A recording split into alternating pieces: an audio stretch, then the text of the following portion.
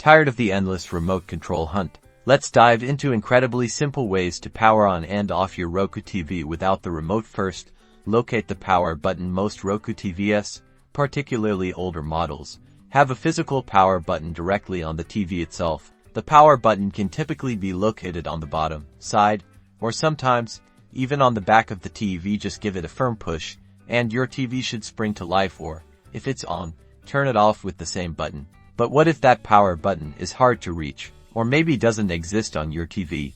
Don't worry.